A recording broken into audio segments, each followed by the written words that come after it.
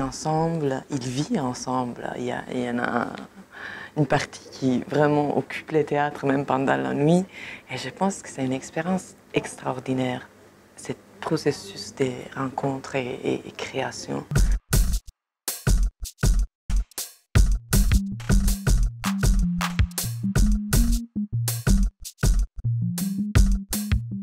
L'Assemblée d'Avril, c'est un cadre qui réunit des étudiants d'écoles d'art, c'est-à-dire de théâtre, de cinéma et de cirque aussi, pour réfléchir autour de la démocratie, de la liberté et de demain.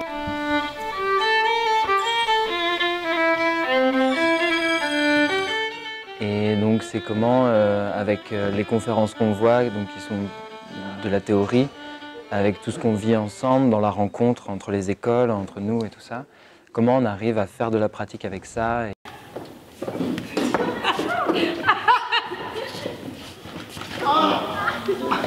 Superbe.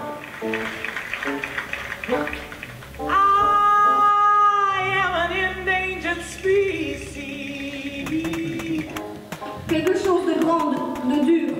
Et elle est déjà prête. On est à 5 jours de marche. À 5 jours? Ouais. Oh mon Nini! Souvent, quand on crée quelque chose, eh ben, on le fait avec des gens avec qui on a des affinités de base, et que là, le challenge, c'était de créer avec des gens qu'on ne connaît pas. Et des fois même qu'on ne comprend pas.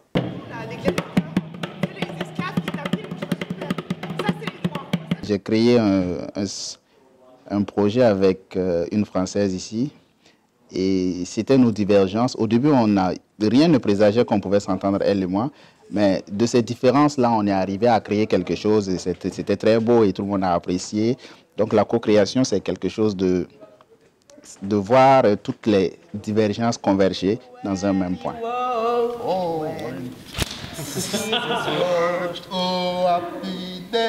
Le but, c'était de mettre tout ce monde-là ensemble, chacun avec son savoir, chacun avec ses manières de faire, et de dire, OK, échangez vos bonnes manières, prenez du temps ensemble, rêvez ensemble. Et là, je me suis dit que des espaces comme ça, de plus en plus, sont rares.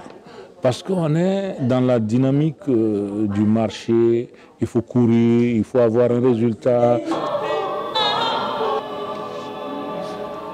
Deuxième sens, c'était aussi pour que vous arriviez à comprendre cette notion du regard, du gros plan sur cette Après, il y a énormément de questions personnelles qui se posent là, quoi. Sur notre rapport au monde, notre légitimité dans ce métier-là, notre légitimité à parler à la place des autres. Et il faudrait qu'on repense autrement notre manière de faire passer le message et donc d'influencer les gens pour un monde meilleur.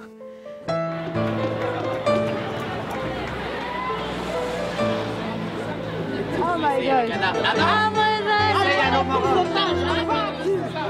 Mais pour ne pas critiquer ce qui n'est pas critiquable, nous allons négocier. C'est simple, on va dire oui à tout. Aïe.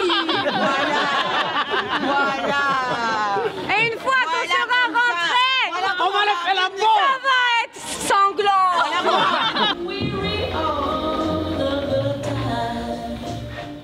J'ai été beaucoup touchée par des conférences, par exemple sur la dette grecque ou l'histoire d'Haïti ou du Mali, ou encore des étudiants qui parlent d'une réalité politique un peu difficile dans certains pays. La démocratie, c'est la liberté de faire son choix, pendant que les autres n'ont plus le choix. J'ai créé une petite scène où je devrais en tout cas faire revenir un peu l'image de ce qui s'est passé en Libye, en Côte d'Ivoire et chez nous, même au Burkina, nous qui avons vécu pendant 30 ans sous le joug même de la dictature, sans que ceux qui prônent la démocratie ne viennent en tout cas nous secourir, jusqu'à ce que le peuple même prenne son destin en main.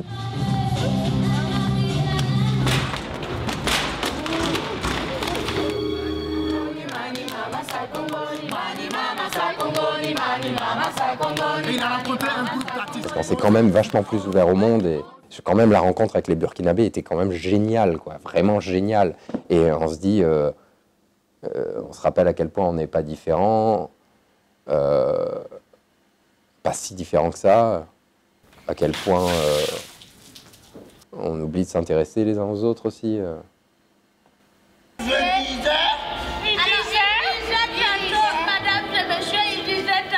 On est traversé par ce qu'on a vécu ici pendant 10 jours. Mais comment tu prends tout ça que tu as reçu pendant les 10 jours et partir de toi-même, de tes cultures, de tes ressentis, de ton éducation, ajouter à ce que tu as reçu pour faire avec l'autre, qui a une autre façon de voir le monde. Ça nous a permis en fait de nous confronter, de confronter les autres, de confronter l'imaginaire des autres. Waouh! Je peux même mettre le feu de la démocratie ne brûle pas! Et je pense que quand je vais retourner, je vais mettre tout ça ensemble pour que ça puisse pousser au fait quelque part. Ah, tu donnes de l'eau, tu donnes de l'eau!